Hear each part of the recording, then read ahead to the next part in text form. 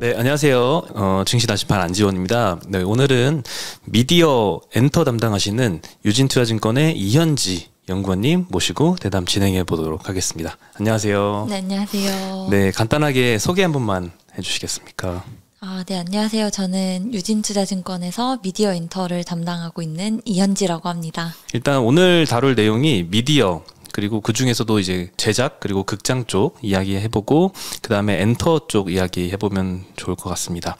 최근에 이 재벌집 막내 아들 드라마가 굉장히 히트를 많이 셨고 저도 재밌게 봤는데 미디어 쪽은 그 유통 구조라고 하나요? 그 어떻게 수익을 올리는지 매출 인식 구조라든가 어떤 식으로 이제 그 산업 생태계가 형성이 되어 있는지 요것만 좀 설명을 조금 쉽게 한번 부탁드리겠습니다. 저희가 이제 드라마를 만든다고 할 때 보통은 크게 4가지의 수익 모델이 있는데 이제 최근에 좀 아시면 좋을 만한 건 크게 2가지 모델이 있습니다.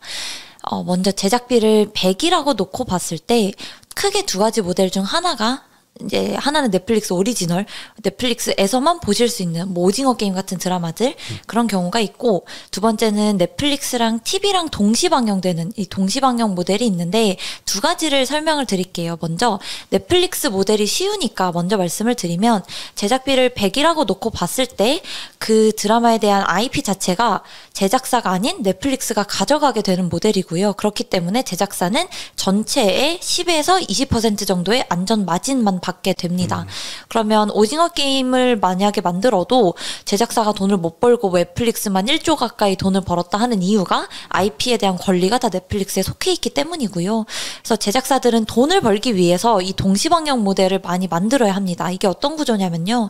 먼저 제작비를 이제 100이라고 놓고 봤을 때 전체의 절반, 한 40에서 많게는 뭐 55% 정도까지 방영권료라고 해서 방영되는 플랫폼 있잖아요. TV 채널들. 네. 뭐 TVN이라든지 공중파, 뭐 JTBC 등등등 그런 곳에다가 방송사에다가 판매하는 그 방영권료를 전체의 40에서 한 많게는 55%까지 수치를 합니다. 그리고 15에서 20% 정도를 이제 PPL이라든지 OST 등으로 채워요. 그러면 벌써 전체 제작비에 적게는 60, 뭐 많게는 70 이상 찾겠죠. 네. 그러면 나머지 이제 30% 플러스 알파를 어디서 채우냐? 우선 IPTV 같은 국내 채널이라고 하나요? 그런 네. 플랫폼에다가 또 방영을 하면 한 국내 판매로 10% 정도를 또 충당을 할 수가 있고, 나머지 부분을 이제 해외 판매에서 충당을 합니다. 그래서 대표적으로 넷플릭스 같은 경우에서 뭐 동시에 방영이 된다라고 하면 이게 회사마다 다른데요. 보통은 전체 뭐 적게는 뭐 제작비의 40에서 많게는 70% 이상까지도 넷플릭스가 그 드라마에 따라서 좀 리쿱을 해주기도 합니다. 그래서 동시 방영의 경우는 평균적으로는 적게는 20, 많게는 40% 이상까지도 마진이 나는 구조라서 동시방영 모델이 가장 수익성이 좋습니다. 일단 리쿱이라는 단어가 조금 생소하거든요. 그 단어가 어떤 단어인가요? 제작비 회수율이라는 의미인데요. 그냥 쉽게 생각해서 넷플릭스가 이 드라마를 얼마에 사갈지의 그 비율을 정하는 말입니다. 뭐 예를 들어서 한 70%의 리쿱률이다라고 하면 전체 100원 중에 70원을 넷플릭스가 주고 사갔다라는 의미가 되는 거죠. 나머지는 다른 수익원으로 채우면 맞습니다. 되겠네요. 그래서 네. 최종적으로 한 20에서 한 40% 마진이 발생할 수 있다. 네. 네, 동시 방영의 경우에는. 네. 그리고 요즘에는 이제 오리지널 콘텐츠보다 이 동시 방영 쪽이 좀 많이 늘어나는 구조인가요? 드라마 회사들 제작사마다 다른데요. 동시 방영이 늘어나고 있는 추세긴 한데 다시 오리지널 드라마가 또 많아지는 추세기도 해요. 왜냐하면 오리지널과 그냥 동시 방영의 차이는 뭐냐면, 만약 이건 정말 순전히 제 생각인데요.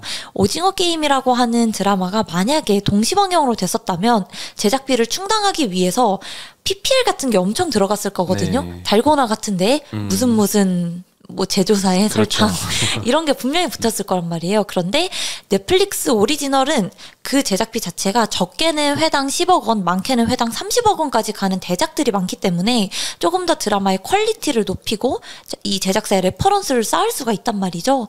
그래서 최근에는 오리지널을 조금 많이 하려고 하는 추세기도 하고요. 특히나 중소 제작사들은 이제 양질의 성장을 해야 하기 때문에 오리지널을 많이 해서 레퍼런스를 쌓고, 이제 대형 제작사 같은 경우는 좀 더 수익성 중심이라서 동시 방영 중심의 그런 작품들을 많이 만들고 있습니다. 혹시나 이렇게 열심히 만들었는데 생각보다 이게 흥행을 못할 경우 있잖아요. 그럴 때는 이 동시 방영보다는 오리지널 콘텐츠가 좀 더 손실을 덜 볼 수 있는 그런 구조겠죠? 대표적으로 지리산의 경우를 생각해 보시면 이해를 하실 수 있는데요. 결론적으로는 제작사는 이미 팔았으면 끝이에요. 지리산이 전체 제작비가 한 330억 정도가 됐었고, 그 중에 70%, 210억을 아이치라고 하는 중국판 넷플릭스에서 사갔거든요, 네. 판권을. 그런데 한국에서 지리산이 굉장히 안 좋았죠, 시청률이. 그럼에도 A스토리는 이미 210억 원 이상을 받았기 때문에 끝난 거예요. 그러니까 동시방영이라는 모델이 이게 뭐 시청률이 잘 나온다고 해서 추가 마진을 더 가져가는 게 아니라 이미 그냥 계약을 그렇게 해버렸기 때문에 사실상 시청률이 안 좋으면 뭐 플랫폼이 안타까운 거죠. 플랫폼이 손실을 떠하는 거죠. 네. 그렇구나. 네, 그리고 저는 사실 개인적으로 미디어나 이제 엔터 쪽에 투자를 잘 안 해봤거든요. 그게 잘 하기가 선뜻 손이 안 나가는 이유가 미래가 잘 명확하게 안 보인다고 해야 될까?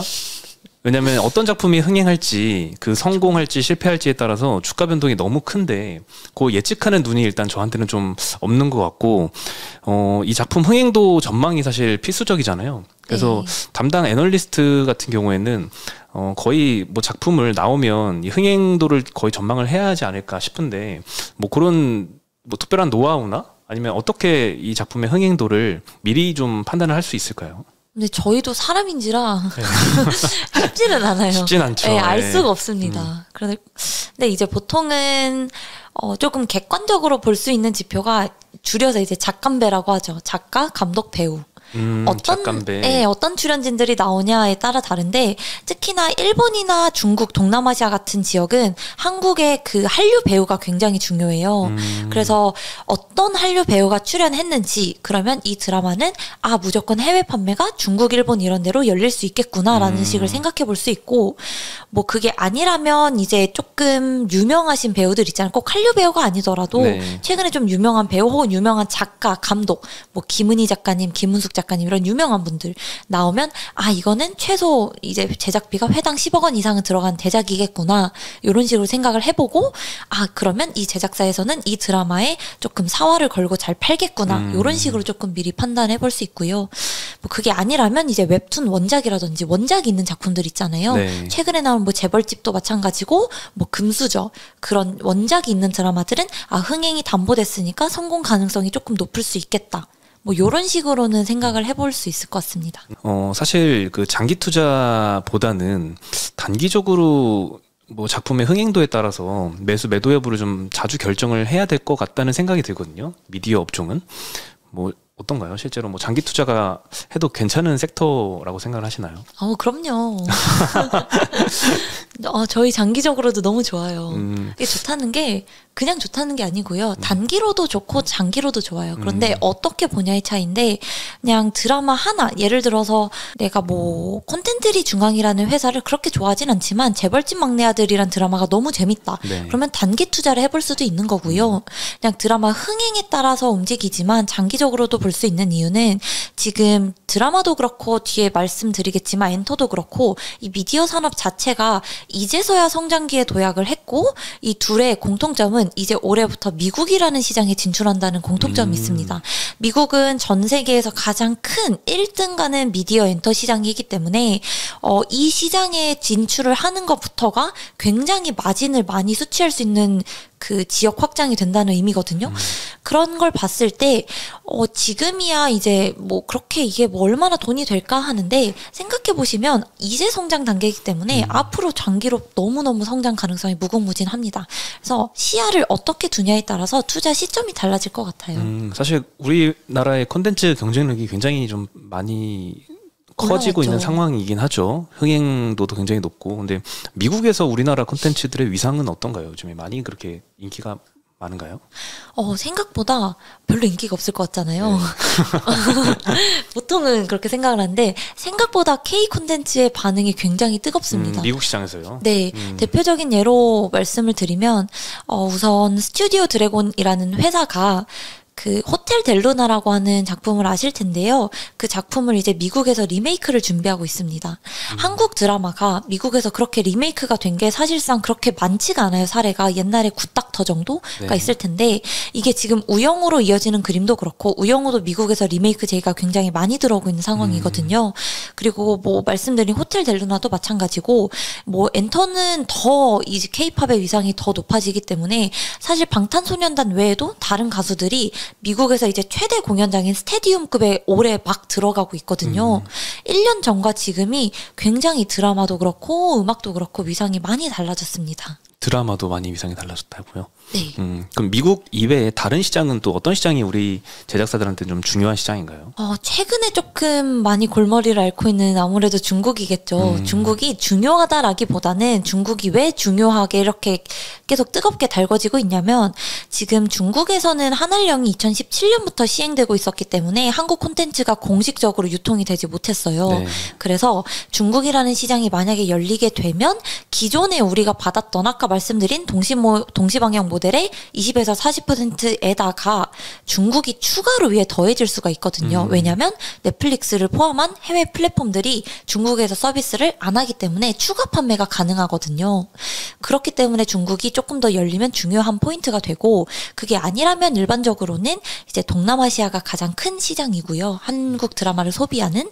그리고 참 놀랍게도 동남아시아에서 이제 뭐 넷플릭스 전체 국가별로 탑10 콘텐츠를 살펴보면 동남아시아 대부분의 국가에서 한국 드라마가 상위 7개, 8개를 차지해요. 동남아 시장에서요? 네, 우리도 안 보는 드라마를 동남아에서는 엄청 되게 열심히 보고 있고요.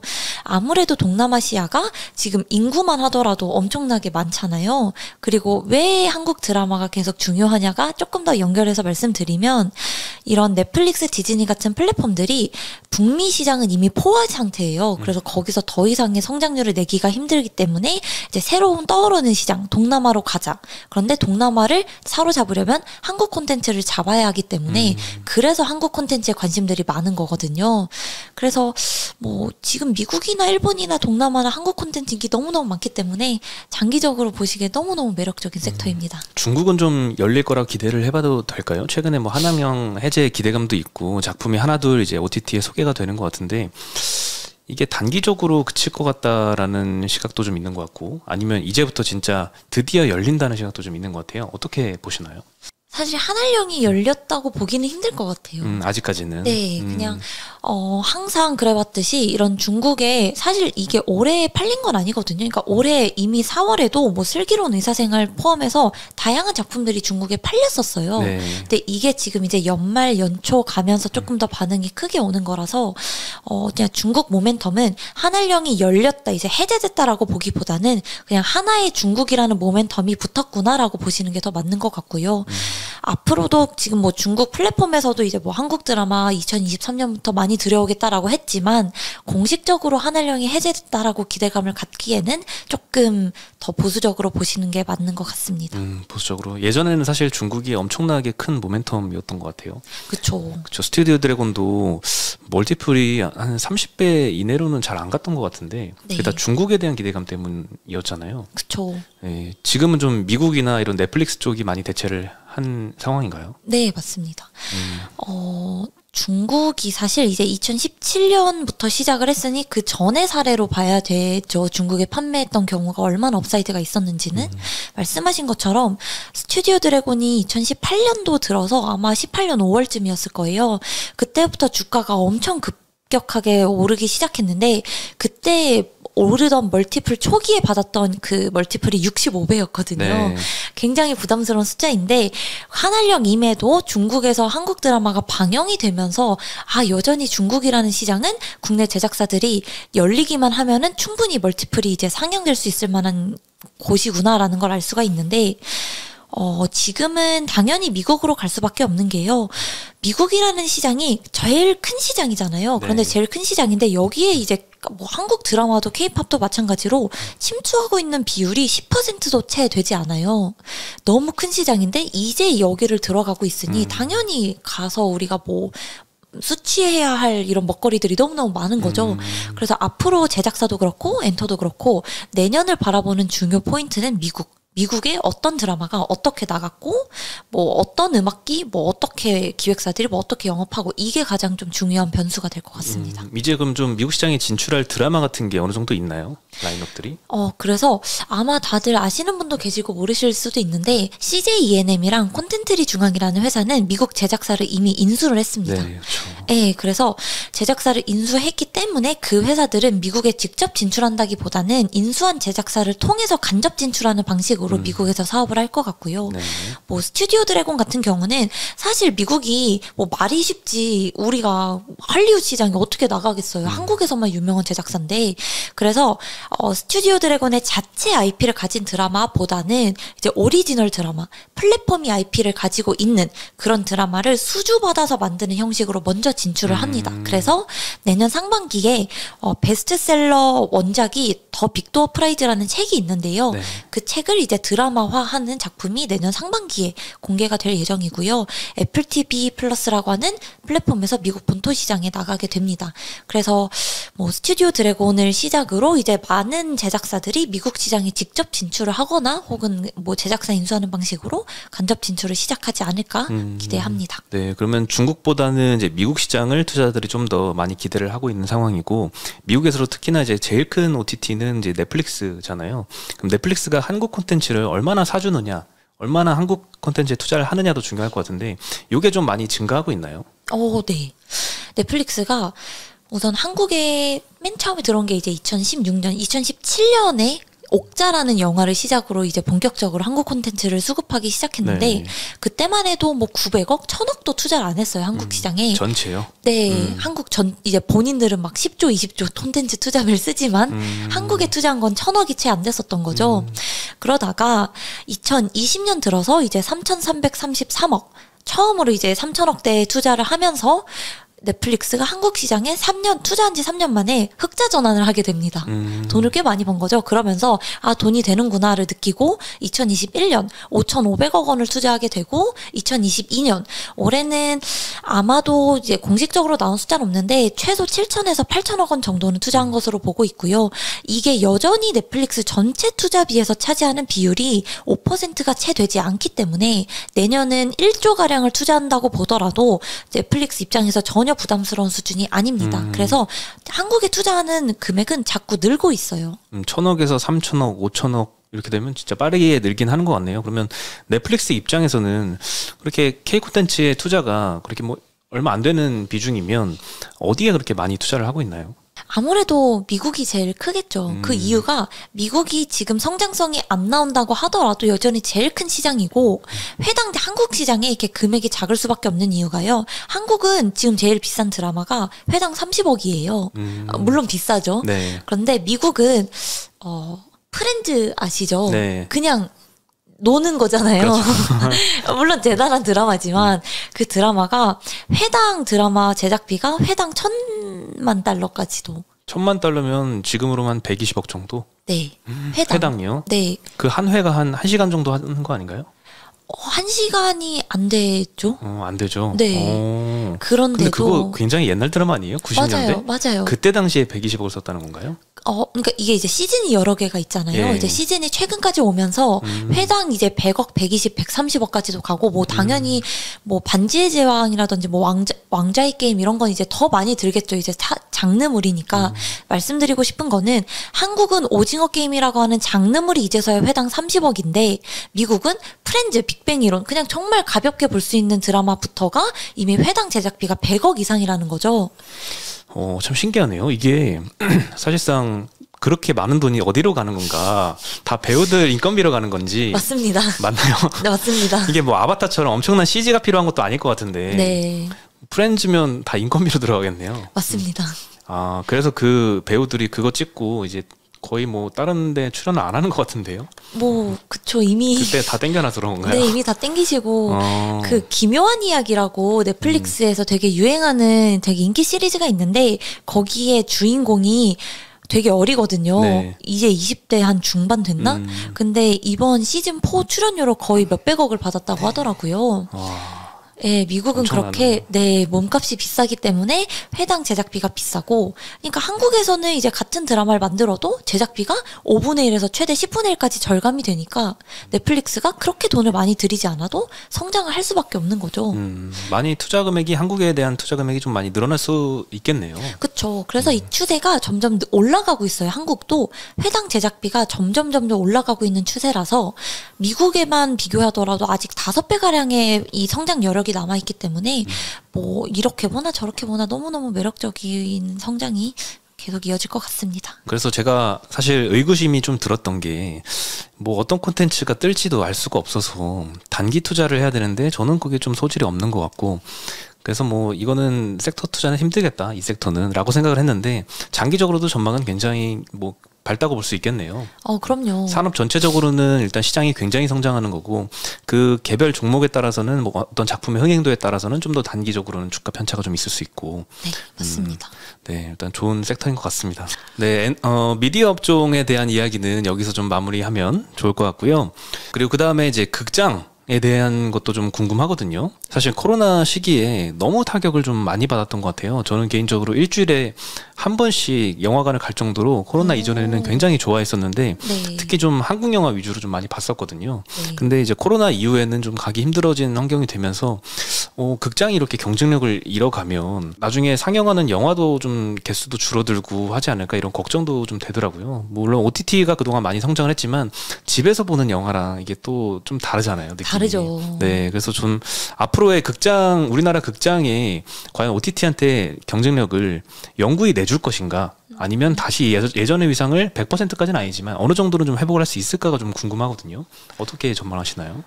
당연히 영화관은, 이게 좀 표현이 그런데 영화관은 문을 닫을 수가 없어요. 망할 수가 없다는 의미인 거죠. 생각해보시면 지금 아바타2도 용산 아이맥스는 계속 매일 모든 날이 매진이거든요. 네. TV에서 OTT로 보는 것과 극장에서 보는 이 공간이 주는 체험은 정말 다르거든요. 그렇기 때문에 극장은 사업은 계속 될 수밖에 없고, 이제 극장 자체가 그 진입 장벽이 굉장히 높은 사업이잖아요. 네. 그래서 대표적으로 세 군데의 이제 극장 사업자들이 사업을 하고 있기 때문에, 독과점 사업이기 때문에 또 이게 회복만 되면 마진이 굉장히 좋아요. 그렇기 때문에 이 사업을 접진 않을 텐데, 이제 말씀하신 것처럼 영화들이 지금 극장에 사람들이 많이 가지 않고 그러다 보니 OTT로 넘어가는 추세인 건 맞습니다. 다만 극장 자체가 저는 여전히 성장성이 높다 보는 게, 저희 같은 이제 일반 서민들은 참 싫죠. 왜냐면 코로나 이전에 대비해서 2020년부터 지금 지난 팬데믹 3년 동안 티켓 가격을 3번이나 올렸잖아요. 아, 지금 너무 비싸더라고요. 네. 14,000원? 뭐 맞아요. 이렇게까지. 주말에는 너무 비싸서. 네. 한 달치 OTT 구독료 정도를 내야 되잖아요. 그쵸. 그래서 너무 비싸니까 이게 사실 보는 관객 입장에선 부담이 될 수 있지만, 이제 극장 사업자들 입장에서는 평균 단가가 높아지니까 그 이제 에버리지 티켓 프라이스라고 해서 저희가 ATP라고 말하는 그게 있는데, 이 ATP 지표가 이제 10,000원을 넘어섰거든요. 그러니까 기존에 19년 이제 극장 전성기 대비해서 관객 수가 20% 30% 덜 온다 하더라도 피 자체가 올랐기 때문에 극장 사업자 자체의 매출에 그렇게까지 큰 타격은 없어요. 다만 최근에 이제 좀 볼 작품이 많이 아바타를 빼고는 없잖아요. 네. 뭐 범죄도시만 하더라도 극장에 찾는 관람객들이 뭐 평균적으로 월 1,000만 명 이상이 몰렸었지만, 최근에 좀 숫자들을 보시면 10월, 11월이 지금 600만 명? 얼마 나오지가 않아요. 이런 게 조금 안타깝긴 합니다. 그렇지만 극장 자체는 그렇게까지 지금이야 조금 이게 부담스러우실 수는 있지만, 극장 자체에 대해서 그렇게까지 성장성 꺾였다, 안 좋다, 이렇게 보실 필요는 없을 것 같아요. 분명히 회복은 할 거고요. 회복하면 가장 탄력 있게 튈 만한 업종이 또 극장이기 때문에요. 관심 있게 보시면 좀 더 길게, 정말 장기적으로. 그렇게 길게 봐야 되나요? 네, 장기적으로 좋게 보시면은 그래도 한 번은 또 튈 만한 업종이기 때문에, 네, 관심은 계속 가져주시면 좋을 것 같습니다. 개별 종목 단으로는 뭐 CGV나 이제 메가박스 운영하는 제 콘텐츠를 볼 수가 있는데, CGV 같은 경우에는 그 사이에 자금을 좀 많이 조달을 하면서 시총이 좀 많이 커진 것 같더라고요. 네. 실적은 좀 많이 떨어졌는데, 맞습니다. 그래서 자기 자본도 상당히 많이 떨어졌더라고요. 2분기에 430억 정도까지 네. 많이 내려왔다가 이제 뭐 유상증자하고 전환사채 발행하고 하면서 시총이 뭐 9천억 가까이 많이 커진 것 같은데, 이 늘어난 엄청나게 좀 비대해진 시총을 정당할 만한 실적이 언제쯤이면 좀 회복이 될 수 있을까요? 그래서 정말 길게 보셔야 정말 되는데요. 길게 25년도 막 이렇게 봐야 되나요? 그전에는 올 거라고 희망을 가져는 보는데요. 네. 우선은 23년 상반기까지는 조금 힘들 것 같아요. 왜냐하면 23년 상반기요? 네, 그러니까 이제 6개월밖에 안 내년이죠. 남았는데요? 네, 힘들죠. 힘들겠죠. 네, 왜냐면 CGV 같은 경우는 특히나 해외에도 지점들이 많고 영화관 이제 상영 사이트들이 많기 때문에 국내만 잘 된다고 해서 실적이 돌아오긴 좀 힘듭니다. 최근에 중국 같은 경우는 전체 CGV 매출에서 중국이 그래도 한 30%에서 40% 차지하는 큰 비중 차지하는 국가 중 하나인데 중국이 30-40%나 차지하나요? 네, 한국 다음으로 이제 중국이 좀 큰데요. 최근에는 중국에서 영업을 많이 못하면서 그 비중이 줄긴 했지만 과거 히스토리컬 봤을 때 그 정도 비중을 차지하는데요. 중국은 이제 상하이에 지점 사이트들이 많기 때문에 상하이 봉쇄 계속 많이 네. 했잖아요. 영업 상황이 굉장히 좋지 않습니다.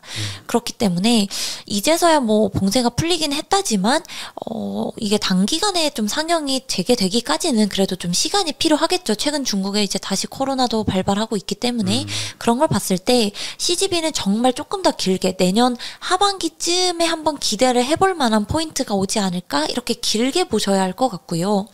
만약에 극장 자체의 회복만 놓고 본다면 차라리 국내만 가지고 있는 그 메가박스 말씀하신 콘텐츠리 중앙이 조금 더 회복 속도는 빠를 수는 있을 것 같아요. 국내만 있기 때문에. 네. 근데 이것도 이제 전제 조건이 국내에 좀 볼만한 영화 콘텐츠들이 많이 나와줘야 이게 올라올 텐데 현실적으로 내년 상반기까지는 그래도 조금 힘들지 않을까. 두 회사 다. CGV는 사실 해외 사업들이 좀 말썽을 많이 피웠잖아요. 특히나 네. 예전에 터키 관련해서 아유, 손실도 그쵸. 좀 있었고 좀 비싸게 1위 사업자를 좀 인수했고 환율도 좀 문제였었는데 요즘에 해외 사업자 같은 경우에는 중국 이외에는 어떤 쪽이 좀 비중이 그 다음으로 좀 큰가요? 진출한 지역이 뭐 인도네시아, 베트남, 터키 말씀하신 대로 그렇게가 크게 있는데 그 중에서 조금 최근에 잘 올라오고 있는 데는 베트남인 것 같아요. 베트남. 동남아시아. 네.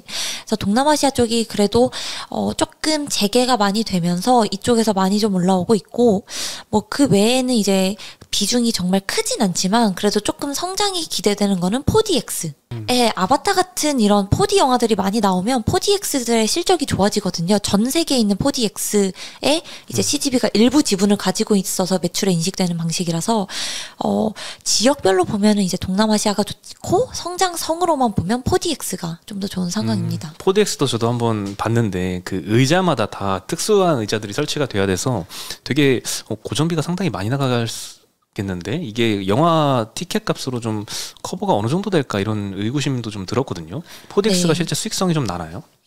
이게 4DX 영화가 많으면 수익성이 나요. 그러니까 4DX를 CGV가 자체적으로 운영한다 이런 건 아니고요. 네. 그 4D플렉스라고 하는 그 회사가 있어요. 거기에 이제 CGV가 투자를 해서 거기에 대한 투자 실적이 나면 일정 비율에 따라서 가져오는 그런 구조인지라 약간 위탁을 주는 약간 그런 느낌인 느낌인가요? 거죠. 그쵸? 그런 느낌이군요. 네. 네, 그래서 4DX는 말씀하신 것처럼 이게 비싸긴 하지만 어느 정도 구축을 해놓으면 사실 고정비가 크게 발생하진 않거든요. 거기에서 뭐 발생하는 게 뭐가 있겠어요. 그냥 바람 나오고 그냥 움직이고 초기 설치 비용이 비싼 거지. 그래서 4DX가 나름 좀 큰 작품들이 많이 나올수록 수익성 측면에서는 좀 도움이 많이 됩니다. 그러게요. 고정비가 좀 대부분이고 변동비가 좀 적기 때문에 맞습니다. 네. 예, 매출이 좀 많이 늘어나면 흥행작들이 많으면 거기서 좀 수익성이 좀 높은 게 맞습니다. 나오겠네요. 근데 티켓 가격도 좀 비싸기는 하잖아요. 4DX들이. 네. 네, 그래서 좀 어느 정도 방어는 됩니다. 이번 아바타가 상당히 좀 극장 입장에서는 환영할 만한 작품이었겠네요. 그쵸. 그래서 CGV도 이 콘텐츠리 중앙도 다 아바타만을 기다리고 있었어요. 좀 와라. 근데 지금까지 결과는 어떤가요? 나쁘지 않다 정도인 것 나쁘지 같아요. 않다요? 네, 막 엄청나게 좋다 이런 건 아닌데 그냥 나쁘지 않다. 첫 주에 나오는 뉴스를 봤을 때는 아바타 원보다는 조금 뭐 관람객 수 증가 속도가 조금 빠르다 이런 얘기도 있었거든요. 네. 근데 조금 지나니까 또 생각보다 흥행 저조하다 이런 기사도 좀 나더라고요. 네, 아무래도 물론 아바타가 참 대작이죠. 그런데 이게 1과 2가 나온 그 사이의 기간이 거의 한 10년 정도가 되나요? 아, 그렇게 오래됐나요? 네. 왜냐면 저는 아바타를 제가 학생 때 봤던 기억이 있거든요. 그러니까 꽤 지난 거죠, 기간이. 그러다 보니 지금 이제 아바타 2를 열광하는 연령대는 최소 30대 이상부터일 거란 말이에요. 지금 네. 20대들이 그걸 못 받겠어요, 아바타라는 거를. 그러다 보니 아무래도 좀 기대했던 거 대비해서는 조금 저조할 수밖에 없는 건 맞는 것 같은데, 또 뭐 그래도 기대하는 부분은 이제 지금 극장에 가보시면 엄청나게 보고 싶다 할 만한 작품이 또 없어요. 물론 있지만 다양한 제가 제일 작품이 있지만. 아쉬워하는 시즌입니다, 그게. 그쵸. 볼게 한국 영화 볼게 한 2개, 3개 정도 있으면은 일단 그 기대감 때문에 너무 막 들떠 있는데 볼 게 없으면 딱 주말에 그 극장 갔는데 뭐 볼 게 없다 이러면은 좀 힘이 안 나더라고요. 그쵸. 요즘이 좀 그런 상황인가요? 네, 아무래도 그리고 좀 그런 게 있어요. 극장 사업자들도 지금 개봉을 준비하는 영화들은 엄청 많거든요.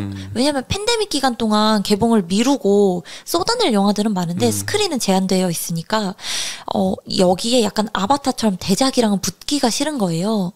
그러니까 좀 큰 작품 나올 때는 조금 작품을 뒤로 빼고 조금 약간 비수기를 시즌에 작품을 풀고 약간 그런 게 좀 조절을 하기 때문에 지금은 아마 아바타가 있기 때문에 조금 더 한 1월, 2월 가야 조금 재밌는 작품들이 나오지 않을까.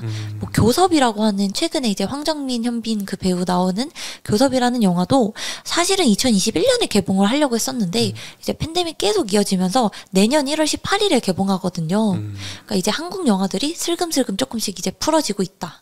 한 1, 2주만 기다리시면 네. 볼만한 영화들이 그래도 많아질 설날 것 때 좀 같습니다. 많이 나오겠네요. 그쵸. 그 시즌 일부러 그때 내는 거예요. 이 설, 추석 이런 연휴 시즌에 맞춰서. 네, 기대를 좀 해보겠습니다. 네. 그리고 이제 사실 극장에 투자를 하려면 상장사가 2개밖에 없어서 제이 콘텐츠리 같은 경우에는 극장뿐만 아니라 이 콘텐츠 쪽 매출도 좀 비중이 좀 크잖아요. 네. 극장은 아무래도 좀 작죠. 작지는 않고요. 나름 5대5, 6대4로 이렇게 왔다 갔다 하고 있습니다. 극장이 4 정도? 네. 그 콘텐츠 쪽은 잘 되나요? 원래는 잘 됐었는데요. 네. 여기도 조금 상황이 좀 쉽지가 않은 게요. 그 작년에, 그러니까 2021년 7월에 미국 제작사를 인수를 했습니다. 네. 윕이라고 하는 제작사를 인수를 했고, 그 기간에 이제 국내 연결 자회사들을 몇 개를 인수를 했는데, 이 자회사들을 인수한 금액과 이 자회사들이 실제 가치 간에 갭이 벌어져요. 이거를 이제 저희가 PPA 상각이라고 하는데, 그러니까 이 회사를 예를 들어서 50억 하는 회사를 100억 주고 산 거죠. 네. 그러니까 50억에 이제 차익인 50억에 대해서 영업권 상각을 계속 해야 네. 되거든요. 비싸게 샀으니까요. 그래서 그 인수한 자회사들에 대한 상각 비용이 분기마다 40억씩 계속 발생하고 있기 때문에 기본 40억 마이너스로 깔고 시작을 해야 되는데 이 윕이라고 하는 미국 제작사가 아직까지 이렇다 할 성과를 못 내고 있어요. 비싸게 인수했나요, 거기도? 1,300억 정도 인수를 했는데 이 회사가 아직까지도 좀 실적도 내지 못하는 상황이라 적자인가요? 네, 그래서 분기에 뭐 적게는 30억, 많게는 뭐 한 5, 60억, 70억까지도 적자를 낸 상황이라 이미 그냥 연결단에서만 최소 40억에서 많게는 80억까지 마이너스로 시작을 해야 되는 상황이에요, 방송이. 그래서 그 부분이 조금 최근 들어서 많이 아쉽고 콘텐츠리 중앙의 실적 가시성을 계속 낮추는 요인으로 작용을 하고 있거든요. 그거는 인수할 단계에서 22년도, 23년도 정도는 요 정도의 마이너스가 날 것이다라고 어느 정도 예상을 했던 결과인가요? 아니면은 그렇지 않을 거라 생각했는데 막상 시간이 지나 보니까 여기서 갑자기 적자가 이렇게 나고 있는 상황인가요? 그 회사에서는 23년까지는 실적이 안 나온다라고 이미 알고 그거를 인수를 좀 더 이후에 시너지를 보려고 인수를 했고, 이제 저희 같이 분석하는 사람들은 인수해서 우와 했는데 막상 이렇게 조금 뜯어보니까 이렇게 계속 적자가 나나요? 라는 걸 나중에 알게 됐고, 그래서 이 회사가 사실 이렇게 돈을 못 버는 이유가 미국은 한국이랑 다르게 한국은 만약에 제가 이렇게 작품을 써왔어요. 그래서 제 시나리오를 보여드리고 만약에 제 시나리오를 보시고 마음에 안 드시잖아요. 그러면 그냥 저는 빈손으로 돌아가는 거거든요. 오늘도 퇴짜 맞았네 하면서. 근데 미국 같은 경우는 시나리오를 보는 것부터가 비용이에요. 작품 만들던 안 만들던. 아, 제가 돈 내고 봐야 되는 건가요? 네. 그래서 미국은 이 작품을 보는 거, 저를 부르는 거, 이부터가 다 돈이기 때문에 작품을 만들지 않아도 IP를 기획 개발하는 단계에서부터 비용이 발생합니다. 그래서 그 위비라는 회사가 계속 IP를 개발하는 단계에 있기 때문에 계속 비용이 발생하는 거거든요. 근데 회사가 돈을 못 벌어도 직원들 돈은 줘야 되잖아요. 네. 고정비는 계속 나가고. 그러다 보니 매출단이 그만큼 성장이 안 나와서 지금 비용이 23년까지 나올 거를 이제 각오하고 이 회사를 인수를 했고, 아마 2024년부터는 좀 더 콘텐츠랑 시너지를 많이 내지 않을까 기대를 합니다. 그때쯤이면 콘텐츠에서도 조금 좀 실적이 좀 회복이 되고 극장 쪽도 좀 많이 그때쯤이면 회복이 되면은 좀 좋아지겠네요. 그쵸, 맞습니다. 사실 실적 턴어라운드가 발생하는 시점에 주가가 좀 많이 상승을 하는 경향이 그쵸. 있는데 네. 그런 상황을 좀 기대해봐도 될까요? 네, 우선은 만약에 2024년 너무 길다 하시면 그래도 내년 하반기쯤을 기대를 한번 잠깐 해보시면 좋을 만한 게, 이 미국 제작사가 사실 너무 크게 100억씩 분기마다 적자를 내던 회사가 갑자기 10억 적자로 줄면 실적이 왜 이렇게 줄었지 하면서 한번 반응을 할 수 있단 말이에요. 완전 턴어라운드는 아니더라도. 그래서 조금 실적의 적자폭을 줄일 수 있는 시기가 저는 조금 긍정적으로 보면 그래도 내년 하반기에 조금 먼저 땡겨서 24년이 아니라 땡겨서 한 번 올 것 같아서 조금 이렇게 어떤 콘텐츠를 많이 납품하고 있고 극장 상황은 어떤지 이런 걸 보시면 그래서 투자를 좀 더 확실하게 매력 있게 하는 시기가 좀 더 앞당겨지지 않을까 생각합니다. 마지막으로 이제 미디어나 이제 극장 쪽 회사들 분석하실 때 마지막에 밸류에이션 하시잖아요. 근데 적자 나는 이런 사업 같은 경우에는 어떻게 밸류에이션 하시는지. 그게 정말 어려워요. 정말 특히 이제 CGV 같은 회사가 정말 어렵죠. 숫자는 안 나오는데 밸류는 내야 되고. 네. 그래서 이제 저희가 보통은 이제 밸류에이션을 내는 방법이 참 다양하게 있는데, 이렇게 극장 사업자들은 SOTP라고 해서 각 부문별로 이익을 산출을 한 다음에 그 네. 부문에서 이제 밸류에이션 멀티플을 부여를 합니다. 네. 왜냐하면 순이익단이 적자기 때문에요. 근데 생각해보면 극장 사업자들은 고정비가 굉장히 많이 발생하기 때문에 고정비가 많이 발생한 이유는 이제 리스 부채라고 해서 극장을 운영하는 그 극장 고정비들 있죠. 네. 이게 리스 비용이 굉장히 많이 나갑니다. 그래서 이 부채들을 우리가 솔직히 이거는 실제 부채가 아닌 거잖아요. 그냥 극장을 가지고 있기 때문에 나오는 비용이라서 이거를 이제 감안을 한 에비타라는 걸 산출을 해서 네.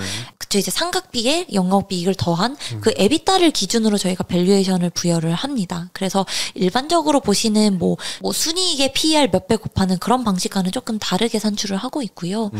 그래서 이제 각 지역마다 뭐 CGV 같은 경우는 지역이 너무너무 많다 보니 이제 한국은 뭐 한국 사업자들의 이제 평균적인 멀티플을 부여하고, 이제 뭐 미국은 이제 미국 여러 상장사들이 많잖아요. 미국 뭐 극장 사업자들의 멀티플, 뭐 신흥국은 신흥국, 4DX는 뭐 멀티플렉스 뭐 이런 식으로 각각 부문마다 다 다르게 멀티플을 부여하고 있습니다. 리스 부채 그 상각 비용이 좀 큰 편인가요? 크죠. 이게 거의 뭐 분기 계속 이제 누적으로 발생하는 비용이니까요. 그래도 한 2천억 정도씩은 계속 발생을 하고 매년이요? 있고. 네. 그러니까 이게 사실상 실제로 나가는 비용은 아닌데 이제 그냥 계정상 잡아놓는 부채니까 이 부분을 고려를 해줘야 되는 건 상각이 나오는 부분을 고려해서 에비타 실제로 이 회사가 이런 이 장부상 나가는 금액이 아니라 실제 현금 창출 능력이 얼만지를 보기 위해서 에비타라는 계정을 기준으로 이제 숫자를 좀 산출을 하고 있습니다. 그렇군요. 참 어렵네요. 어렵습니다. 네, 너무 어려울 것 같아요. 작품의 뭐 리스 부채도 감안하는 거지만 그거는 이제 나와 있는 회계 비용이니까 추정하면 되는데 이 작품에서 얼마만큼 수익성이 발생할 것인가 이런 것도 현금 흐름 추정하는 것도 참 어렵겠어요. 그럼요. 이거를 정말 세세하게 하려면 하나하나마다 해야 되거든요. 재벌집 막내 아들의 제작비가 얼마며 어디 얼마에 팔렸는데 현실적으로 어떻게 해요? 못하죠. 네. 그래서 그런 거를 그래도 이제 모든 걸 할 순 없지만 그래도 이 정도 제작비 규모는 이 정도의 이제 리쿱을 받아서 마진 이 정도 남기겠지라는 거를 그래도 모델을 하나하나씩 다 가정을 세워서 하는데 생각보다 손이 참 많이 가고요. 참 힘듭니다. 네. 갖고 계신 엑셀 파일을 제가 못 봤지만 굉장히 복잡할 것 같다는 생각이 듭니다. 시트가 너무 많아요. 무겁습니다, 파일이. 네, 극장과 미디어 업종에 대해서 저도 상당히 몰랐던 부분이 너무 많았었는데 오늘 좀 많이 배우는 계기가 됐고요. 여러분들도 좀 많이 배웠지만 상당히 또 재밌었던 그런 시간이었던 것 같습니다. 네, 유진투자증권의 이현지 연구원님하고 대담 진행해봤습니다. 감사합니다. 네, 이어서 이제 좋아하시는 엔터 이야기를 나눌 차례인 것 같은데요. 먼저 뭐 어떤 아티스트 제일 좋아하시나요? 하나가 NCT라는 SM 소속의 아티스트고요. 또 다른 한 팀은 하이브 밑에 있는 세븐틴이라는 아티스트고, 항상 얘기를 드리지만 이건 그냥 제가 주관적으로 좋아하는 거고 또 엔터를 보는 거는 또 객관적인 지표상으로 보는 거기 때문에 전혀 혼동을 하시지 않았으면 하지만 네. 지금 가장 좋게 보는 게 이제 SM 하이브지만 이건 정말 주관적인 게 아니고 객관적으로 말씀드린다는 거를 네. 알아주시면 좋을 것 같습니다. 네, 그리고 저도 사실 엔터에 대해서 잘 모르는 게 아직 우리나라 아티스트들이 해외에서 인기가 많다고는 뭐 하는데 많이 들어서 아는데 뭐 도대체 얼마나 위상을 떨치고 있는 건지는 잘 모르거든요. 그리고 저희 주 시청자 연령이 한 40대 이상이 좀 많은 것 같아요. 그래서 아마 체감을 하진 못하시는 경우가 많은 것 같은데 실제 이 한국 아티스트들의 글로벌 위상이 어느 정도 수준인가요? 일본이 캐시카우 시장이기 때문에 일본에서의 위상을 좀 말씀을 드리면요. 제가 11월 말에 그 세븐틴이라는 가수가 도쿄돔에서 공연을 했어요. 갔다 왔거든요. 네, 도쿄 갔다 오셨어요? 네. 일본에서 제가 뭘 느꼈냐면 이 돔이라고 하는 공연장이 주는 의미가 굉장히 커요. 어떤 의미냐면 돔은 이제 5만 명 이상의 관객을 수용할 수 있는 굉장히 큰 공연장인데 보통 한국 가수들은 일본에서 이제 공연장을 분류할 때 홀, 아레나, 돔 이렇게 크게 세 가지로 분류를 합니다. 홀, 아레나, 돔. 네. 네. 근데 홀은 보통 이제 5,000명 정도의 5,000명에서 10,000명 이내 이 모객을 하는 굉장히 작은 공연장이고요. 아레나는 이제 10,000명에서 30,000명 사이 정도. 그 정도가 아레나고 한국 가수들은 웬만하면은 다 일본에서 아레나급으로 공연을 시작합니다. 이미 인기가 많기 때문에 일본에서 그냥 한국은 데뷔하면 일본에서 인기가 많아요. 그리고 45,000에서 5만 명이 돔이에요. 그러면 3만에서 45,000은 어디 갔나요? 여기는 슈퍼 아레나라고 해서 아레나와 돔 사이, 이제 돔으로 가기 직전 단계고요. 돔으로 간다는 거가 굉장히 어려운 이유가 돔 중에서도 이제 도쿄돔이 정말 입성하기가 힘듭니다. 조금 마음이 편해질 만한 가수들을 말씀드리면 빅뱅, 동방신기, 슈퍼주니어, 예, 그런 이제 약간 2세대 가수들도 데뷔하고 나서 5년, 6년, 그러니까 꽤 긴 시간이 지나서야 돔에 들어갔어요. 근데 최근에 데뷔하는 뭐 세븐틴도 그렇지만 최근에 이제 잘 모르겠는 가수들은 웬만하면 데뷔하고 나서 2년, 3년 안에 웬만하면 다 돔에 들어가거든요. 그 예시로 이제 JYP 밑에 스트레이키즈라고 굉장히 최근에 인기가 많은 보이그룹이 있는데요. 이 그룹이 올해 이제 데뷔한 지 4년, 5년 차가 되는 가수입니다. 근데 올해 일본에서 돔 투어를 처음으로 들어갔거든요. 그러니까 기존에는 6년, 7년 한 사이클이 지나서야 돔에 들어갈 수 있었지만 점점 돔에 들어간 속도가 빨라지고 뭐 트와이스만 하더라도 데뷔한 지 3년 만에 돔에 들어갈 정도로 위상이 굉장히 높습니다. 미국이 좀 더 와닿으실 텐데요. 미국은 솔직히 방탄소년단 말고 뭐 알겠어요? 모르잖아요. 네. 2021년만 하더라도 미국 시장에서 음반 판매량의 탑 10 안에 든 가수가 없었어요. 방탄마저도 없었어요. 그런데 2022년 들면서 미국 전체 앨범, 그러니까 CD만 포함한 앨범 매출에서, 그러니까 앨범 판매량의 전체 10개 팀 중에 6개 팀이 한국 가수였단 말이죠. 미국 시장에서. 그리고 미국은 투어가 중요한데 보통은 한국 가수들이 일본에서 인기가 아무리 많아도 미국은 인지도가 없으니까 홀 5,000명 아래급으로 공연을 한단 말이죠. 그런데 방탄소년단만 이제 스테디움이라고 하면은 최소 2만 명에서 이제 많게는 5만, 6만 명까지 가는 대규모 경기장인데 그 스테디움에서 공연을 하는 게 방탄소년단밖에 없었지만 올해 들면서 트와이스, 블랙핑크, 스트레이키즈가 처음으로 스테디움에 입성을 했습니다. 네. 미국은 한국이랑 좀 다르게 공연을 대행하는 회사가 따로 있어요. 상장사인데요. 라이브네이션이라는 상장사가 있는데 네. 그 회사가 이 공연장을 대관을 해줬을 때 매진을 못 시키면 적자를 다 끌어안기 때문에 가수의 어떤 티켓 파워를 보고 공연장 크기를 결정하거든요. 그런데 한국 가수들이 미국에서 스테디움급으로 돌았다? 이거는 생각보다 위상이 우리가 모르지만 굉장히 빨리 올라왔다. 인정받았다. 네, 라는 걸 보여주는 하나의 사례가 아닐까 싶습니다. 그 미국이라는 시장 자체가 2021년 연간으로 봤을 때요. 전체 음반 음원 시장의 58%를 차지하는 굉장히 큰 시장이거든요. 네. 근데 이 미국이라는 시장에 한국 가수가 이제서야 침투를 하고 이제 영역을 넓힌다라는 측면에서는 한국 입장에서는 굉장히 큰 시장에 진출했고 그리고 미국을 제외한 나머지들은 다 파편이에요. 어차피 파편끼리의 싸움인데 거기에서 한국 가수들이 조금씩 이름을 높이고 있다. 이거는 조금 주목할 만한 성과고 이것까지는 와닿진 않으실 것 같아요. 근데 뭐까지 하고 있냐면요. 국내 기획사들이 엔터 기획사들이 미국에서 현지 아이돌을 또 만들고 있어요. 그러니까 외국인들로 구성된. 네, 그냥 정말 미국 그냥 파란 눈에 금발머리로 이루어진 그 아이돌 그룹을 만들고 있어요. 이거 자체가 미국에서 이런 케이팝의 육성 시스템이나 케이팝에 대한 이런 인지도가 없으면 하지 못하는 사업인 거잖아요. 근데 이런 걸 하고 있다는 것부터가 불과 1년 사이에 너무너무나도 미국에서의 한국팝, 이 케이팝의 위상이 너무너무 올라가고 있고 실제로 내년 하반기에 데뷔를 할 예정입니다. 이 가수들이. 미국에서도 실제 아이돌 그룹 이런 것들이 좀 많이 있나요? 없어요. 아예 전무한가요, 지금은? 전무하다기보다는 인기가 없는 게 미국에서 유명한 가수 하면 딱 생각나는 게 뭐 저스틴 비버? 솔로가 좀 네. 많은 것 같고요. 무조건 솔로거든요. 남자건 여자건 솔로예요. 그런데 앞에서도 말씀드렸다시피 조금 의구심을 갖는 부분들이 미국은 솔로 중심인데 그룹형 아이돌이 될까? 를 의심하세요. 네. 근데 생각해보면 해리 스타일스라는 사람이 있는데 이제 원디렉션이라는 아이돌 그룹에서 이제 솔로로 활동한 사람이에요.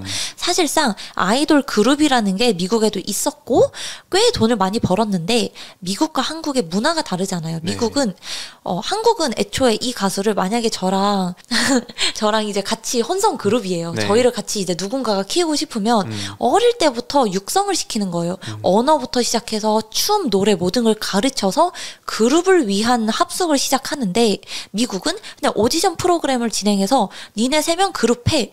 아무래도 유대 관계가 적단 말이죠. 한국에 비해서. 그렇다 보니 미국은 솔로 활동의 의지가 커서 시장 자체가 솔로가 많을 뿐이지 아이돌이란 거에 대한 니즈가 없는 건 아닙니다.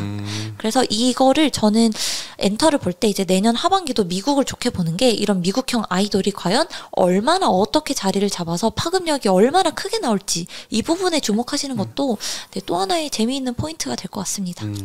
이제 한국 아이돌, 한국 아티스트들이 해외에 나가서 일본, 미국 이런 데서 뭐 스테디움급 공연을 많이 하게 되고 하면은 뭐 좋아 보이긴 하는데 그게 이 엔터사의 실적으로 어느 정도 역할을 할 수 있을까요? 그쵸. 미국은 이 드라마 제작사들에 비해서 훨씬 더 빨리빨리 찍힙니다. 하이브 같은 경우는 이제 미국에서 본인들이 직접 공연을 기획하기 때문에 이제 매출로 찍히는 게 P 곱하기 Q, 정말 티켓 가격 곱하기 수량이 네. 그대로 매출에 찍히고요. 나머지 엔터 3사 같은 경우는 미국은 이제 아까 말씀드린 라이브네이션이라는 회사가 대행하기 때문에 미니멈 개런티로 수치를 해요. 다시 말하면 쉽게 표현하면 이제 몸값인 거죠. 네. 그 가수의 몸값을 받기 때문에 사실 몸값을 받으면 거기서 뭐 원가 뗄 게 뭐가 있겠어요. 순매출 개념으로 들어오는 거라 미국에서 활동이 많아지면 많아질수록 매출도 이익도 높아집니다. 미국은 다 라이브네이션이 다 컨트롤하는 건가요? 웬만하면은 라이브네이션이 그러니까 한국 가수뿐만이 아니라 그냥 미국에서 공연을 하고 싶으면 거의 한 80% 이상은 다 라이브네이션을 거쳐서 공연을 해야 합니다. 그 회사 투자하고 싶은데요. 그 회사가 그래서 팬데믹 기간에 이제 공연을 조금 재개하면서 기대감의 주가가 많이 올랐었어요. 아, 이미 올랐나요? 네. 그렇군요. 비슷한 느낌으로 티켓마스터라는 회사도 있습니다. 근데 이 라이브네이션이 아마 티켓마스터를 가지고 있는 걸로 알고 있고요. 그러니까 공연이라는 거에 대해서는 미국에서는 이 라이브네이션이 모든 걸 가지고 있다. 그 회사는 독점금지법 이런 거 안 걸리나요? 근데 미국은요, 한국이랑 또 다르게 부문마다 이게 참 너무 세분화되어 있어요. 한국은 뭐 예를 들어 가장 익숙하실 뭐 SM이 가장 익숙하실까요? SM이라는 기획사를 얘기를 해보면 SM이 이 아이돌을 키우는 것부터 매니지먼트, 세일즈 모든 걸 담당하잖아요. 네. 근데 해외에서는 제가 미국 가수잖아요. 그러면 제가 고용하는 구조예요. 그래서 제가 만약에 공연을 하고 싶으면 공연 대행해주는 회사를 에이전시를 고용을 해서 제가 벌어들인 돈에서 일부를 떼주는 거고요. 저를 매니지먼트 해줄 사람이 필요하다 하면 제가 매니저를 고용해서 그 사람한테 돈을 월급 주는 형식입니다. 모든 분야가 다 세분화되어 있기 때문에 이 각각에서의 영역에서의 이 회사들이 참 많죠, 미국은. 그렇겠네요. 생태계가 좀 구조가 좀 많이 다르네요. 네, 맞아요. 많이 다릅니다. 네, 그러면 우리나라 엔터사들은 해외 쪽으로 진출을 많이 하고 있는데 이 회사의 매출 비중을 보면은 국내보다는 아무래도 해외가 훨씬 많은가요? 그쵸. 해외가 훨씬 크고요. 근데 이게 회사들마다 사실 비중을 그렇게 국가별로 공개를 하지는 않아서 정확히 어느 정도 비중인지는 알 수가 없는데요. 그래도 대부분의 이제 매출이 많이 나오는 거는 뭐 일본이 가장 많고요. 아무래도. 그리고 그 외에는 이제 동남아시아라든지 최근에 기타라고 해서 기타라는 지역이 많이 올라오고 있는데 이 기타가 미국, 유럽, 남미 이런 서구권 이쪽 지역들이 최근에는 조금 많이 올라오고 있는 상황입니다. 그리고 이제 엔터사들은 요즘에 뭐 신고가 근처까지 막 많이 오르곤 하는데 사실 작년에도 인기가 굉장히 많았었잖아요. 작년에 제가 기억나는 게 PDR이라는 용어가 하이브 관련된 리포트에서 처음 아마 거론이 됐던 것 같아요. 그 정도로 기존의 이제 엔터 사업을 새로운 뭐 메타버스나 NFT 같은 거 결합을 해서 신사업을 추진하는 게 되게 좀 많이 맞아요. 흥행을 했던 것 같은데 그것들의 현황이 지금은 조금 뭐 가상화폐 시장도 죽고 이런 메타버스도 예전보다 인기가 좀 덜한 것 같아서 그쪽 신사업 분야가 지금 잘 추진이 되고 있는 상황인지가 궁금하거든요. 되고는 있는데요. 네. 아무래도 말씀하신 것처럼 지금 크립토 시장 자체가 많이 꺾여 있기 때문에 뭐 단기간에 이게 뭐 성과가 보이기는 쉽진 않을 것 같아요. 기본 전제 조건이 어쨌든 크립토를 기반으로 거래를 해야 이게 모든 게 되는 거기 때문에 네. 그치만 어떤 사업을 진행하고 있냐면 대표적으로 하이브 같은 경우는 모먼티카라고 하는 그 웹사이트 플랫폼을 열었어요. 여기서 뭘 하냐면 그 소속 가수들의 NFT를 이제 사고 팔 수 있는 플랫폼인 거죠. 그래서 여기 가보시면 다양한 그러니까 하이브 소속 가수들의 뭐 이제 영상 기반 NFT 아니면 뭐 사진 기반 NFT 이런 것들 많이 사고 팔고 있고요. 뭐 NFT라는 게 참 어려운 개념이긴 한데 NFT에 이제 그 일련 번호들이 부여되거든요. 예를 들어 제가 이제 제 얼굴을 담은 NFT를 1000개를 찍었다라고 했을 때 저는 너무 TMI지만 제 생일이 5월 1일입니다. 네. 그러면 501번이 이제 스페셜 넘버라고 해서 501번의 NFT를 가진 사람한테는 특별한 혜택을 주는 약간 그런 식으로 NFT 시스템이 네. 돌아가거든요. 그래서 하이브에서 그런 식으로 이제 모먼티카라는 플랫폼에 그런 장치들을 많이 마련을 해놨고 실제로 뭐 SM이나 JYP, YG 같은 경우도 계속 이런 사업자들하고 협력을 하면서 이런 플랫폼들을 구축을 하고 있는 상황입니다. 그래도 뭔가 잘 진행은 하고 있는데 기대했던 것보다는 조금 이연이 될 수도 있겠네요. 그쵸. 성과들이 나오는데. 네, 하고는 있는데 사실 이거를 이제 이 회사를 투자하는 포인트로 삼기에는 지금 시장 상황이 좋지는 않아서 네. 아무래도 그 엔터 뭐 3사 중에서는 4사 중에서는 하이브가 조금 더 공격적으로 그런 신사업들에 좀 투자를 많이 했었죠. 네, 맞습니다. 뭐 어떻게 지금 내용이 진행되고 있는지는 얘기를 안 해주지만 뭐 옛날에는 뭐 가상 아이돌도 만든다고 했었고 디지털 휴먼도 했었고 가장 이런 메타버스 쪽에 가장 적극적으로 투자를 한 사업자고요. 아마 우리가 체감하기에 메타버스랑 가장 친숙한 회사는 SM인 것 같아요. 뭐 광야로 뭐 우리가 가는 뭐 패스포트를 끊어야 된다느니 뭐 하느니 에스파도 4명이 아니라 8명이다 뭐 이런 식으로 메타버스라는 개념을 계속 이 대중들한테 계속 설명을 하면서 하고는 있지만 이게 이제 실제적으로 보이기까지는 그래도 꽤 시간이 걸리지 않을까 싶습니다. SM 이야기가 나왔으니까 한참 요즘에 그 지배구조 이슈가 좀 시끄러웠잖아요. 네. 그러면서 라이크 기획이라는 이수만 대주주의 개인 회사로 뭐 몇백억씩 매년 비용이 지불되고 있었는데 요 구조가 이제 완전히 끊어졌다고 봐도 되나요? 우선은 공시상에는 끊어졌다고 공시를 했기 때문에 네. 이 구조가 내년 2023년 1월 1일부터는 아마 유지되진 않을 거예요. 이미 공시를 다 했기 때문에. 그치만 만약에 그런 부분이 있죠. SM을 이제 투자할 때 다들 기대하시는 게 라이크 기획이라는 회사가 벌어들이는 돈이 그 SM의 별도 매출액의 5에서 6% 정도를 이수만이라는 사람한테 수수료 비용으로 준다. 그게 보통 적게는 150억, 많게는 250억까지도 연간에 달랐거든요. 이 금액이 내년에도 보통 최소 250억 이상의 금액이 발생할 텐데 라이크 기획이 없어진다고 해서 그럼 이 250억이 모두 다 영업이익에 붙어서 실적 엄청 잘 나온다. 이렇게 보기는 조금 힘든 거죠. 왜요? 왜냐하면 이수만이라는 사람과의 계약은 끊어지지만 네. 그 안에 있는 프로듀서들한테 월급 형식으로는 비용을 줘야 될 거잖아요. 지금 이 계약이 문제인 게 이 회사가 문제라는 게 아니고 계약이 그 수수료, 인센티브 개념으로 너무 많은 돈을 준다라는 게 문제였기 때문에 인센티브를 제거하고 그냥 월급 형식으로 그냥 우리가 월급 받듯이 그런 식으로 주게 되면 250억이라고 하는 금액 전체가 붙진 않더라도 뭐 최소 200억 정도 붙고 이런 그림은 될 것 같아요. 그것도 예전보다는 훨씬 더 나아졌네요, 구조가. 그쵸. 이 SM이라는 회사가 사실 다들 관심을 크게 안 가지셔서 그렇지 2021년부터 지금 거의 7개 분기에 거치면서 쓸데없는 자회사들 있죠. 조금 돈 못 버는데 비중만 차지하는 식음료도 했었죠. 네, 맞아요. F&B도 이제 다른 계열사에 넘겼고 라이프 디자인이라는 곳에 넘겼고 그러니까 다 그런 자회사들을 다 정리를 하면서 굉장히 구조를 가볍게 가져가고 있어요. 그중에 이제 일환이 이제 올해 말에 12월 31일에 계약 종료되는 라이크 기획도 그중 하나일 거고요. 그래서 굉장히 좀 가볍게 만들고 있습니다. 그리고 제가 그 연구원님 전망 자료를 보면서 궁금했던 점이 있었는데 라이크 기획과 고리가 좀 어느 정도 해소가 되면서 이익 업사이드가 그래도 한 200억 정도는 기대할 수 있는데 그러면은 순이익이 좀 22년도보다는 23년도에 좀 많이 늘어날 수 있겠다라고 생각이 들었거든요. 근데 자료에 보니까 지배주주 순이익 전망이 22년도 94억 23년도는 81억으로 줄어들거든요. 요거는 다른 쪽에서 뭔가 손실이 좀 있었다는 뜻인 것 같은데 어떤 부분 때문에 그런가요?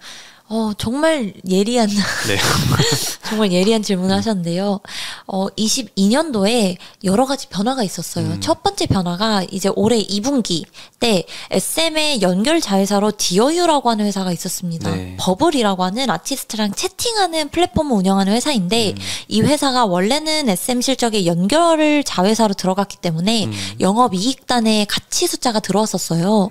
그런데 이 회사를 올해 2분기부터 이제 관계회사로 편입을 하면서 이게 이제 순이익단의 숫자가 반영이 영업 외단으로 숫자가 들어가는 거죠. 영업 이익단이 아니라. 네. 그러다 보니 기존에는 발생하지 않았던 갑자기 40억 50억 하는 비용이 영업 외단의 일회성으로 들어오기 시작을 했고 또 그 SM 밑에 있는 자회사에는 뭐 SMC라든지 SMCNC 이런 데서 올해 2분기 때 일회성으로 지분을 일부 팔면서 이제 매각 이익을 조금 벌었습니다. 그러면서 올해 연간으로 봤을 때 그래도 한 100억 정도가 일회성 이익이 붙는 효과가 생겼거든요. 네, 그렇다 보니 영업이익이 늘어나지만 올해 갑자기 100억 정도가 늘어났으니 내년은 원래 정상대로 간다면 지배주주 이익이 올해 대비 줄어들 수밖에 없는 거죠.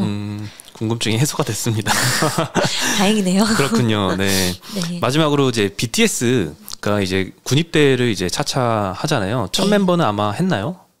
했습니다. 이미 했나요? 네, 12월 13일에 들어갔습니다. 얼마 전에 했네요. 네, 너무 슬프죠. 그 빈자리를 잘 메꿔 나갈 수 있을 거라고 보시나요? 물론 방탄소년단의 빈자리를 아예 메꾼다는 건 솔직히 불가능하죠. 그 하이브라는 회사에서 방탄소년단이 매출을 차지했던 비중이 한 60% 정도 되기 때문에 없으면 이걸 메꾸기는 어렵지만 그래서 지금 시장에 있는 컨센서스도 올해 대비 내년 영업이익이 확 줄어들거든요. 다만 빈자리를 메꾸는 근처까지는 갈 수 있다고 보는 게 방탄소년단 멤버들이 이제 순차적으로 입대를 할 예정인데요. 내년 상반기까지는 그래도 한 명 한 명 앨범을 낼 예정입니다. 그러면 뭐 물론 모든 멤버들이 다 정말 대단하시지만 최근에 그 월드컵에 그 노래 부르신 그 정국이라는 멤버가 인기가 정말 많은데 이제 그분을 마지막으로 이제 방탄소년단의 개인 활동이 끝날 것 같아요. 네. 그래서 어쨌든 올해도 방탄소년단 실적이 기여를 일부 하고 아까 말씀드렸던 세븐틴이라는 그룹 그 밑에 TXT, 뭐 엔하이픈, 최근에 가장 핫한 신인인 뉴진스 뭐 르세라핌 이런 가수들이 엄청나게 많이 실적을 끌어올리고 있는 상황에서 내년은 뭐가 있냐? 하이브에 신인 아이돌이 5팀이 나옵니다. 5팀이나 나오나요? 네. 이미 일본에서 N팀이라는 그룹이 데뷔를 했고요. 12월 8일부로 생각보다 첫날 오리콘 차트의 판매 1위 11만 장을 기록하면서 굉장히 빠르게 성장을 하고 있는 상황입니다. 그러면 방탄이 없지만 새로운 가수들이 계속 쏟아지고 있고 기존 가수들이 1.5배, 2배 이상씩 성장을 보이고 있기 때문에 빈자리를 아예 메꾼다는 힘들 수는 있지만 그렇게까지 큰 공백이 생기진 않을 것 같아요. 대부분 이제 엔터 리포트들 보면은 빈자리를 잘 솔로 활동으로 메꿀 것이다 이렇게 많이 좀 보시는 것 같더라고요. 네. 네, 메꿀 수는 있는데요. 사실 방탄소년단이 공연으로만 벌어들이는 돈이 상당하거든요. 작년에 올해죠. 그 이제 방탄소년단이 한국에서 공연을 했잖아요. 3월, 4월에 한국에서 공연을 했는데 그때 매출만 얼마 버셨는지 혹시 아세요? BTS 멤버들이요? 네, 그 공연으로. 공연으로? 네. 한 100억 되나요? 400억을 벌었어요. 400억. 공연 횟수가 3번 정도 얼마 안 됐거든요.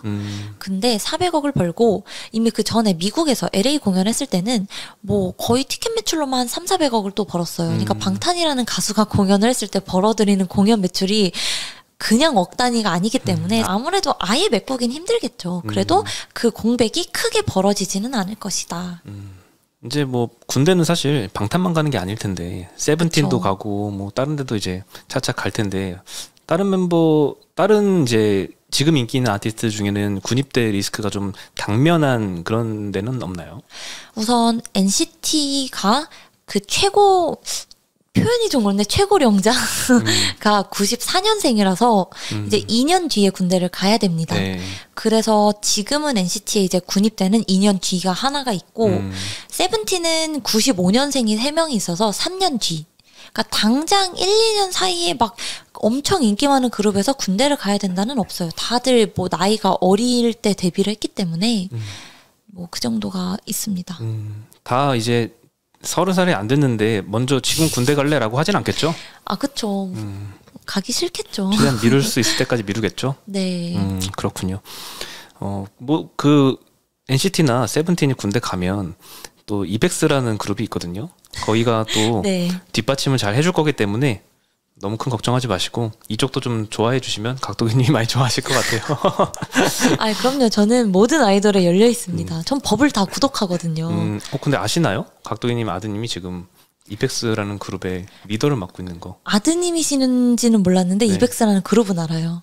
아, 아드님입니다. 오, 대단하시네요. 네, 혹시 팬이 나중에 이쪽으로 바뀌게 되면 사인을 요청하시면 해주실 겁니다.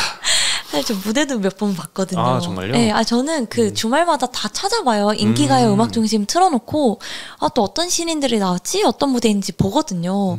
그냥 재밌어서 보다 보면 이런 그룹도 있네? 이거 여기는 어느 소속사지? 앨범은 어느 정도 팔았지? 팬덤이 어느 정도 있지? 이런 걸 보기 때문에 당연히 합니다. 아, 네, 그렇군요. 요즘 인기가 굉장히 해외에서 특히 더 많은 것 같은데 네. 나중엔 도쿄돔 이런 데 진출을 해보길 기원을 응원합니다. 하겠습니다. 네. 네, 오늘도 엔터 업종에 대해서 좀 공부도 좀 많이 된 것 같고요. 궁금증도 많이 해소가 되어서 좋은 시간이었던 것 같습니다. 네, 말씀해 주시느라 너무 오늘 고생 많으셨고요. 이현지 유진투자증권 연구원님하고 이야기 나눠봤습니다. 감사합니다. 감사합니다.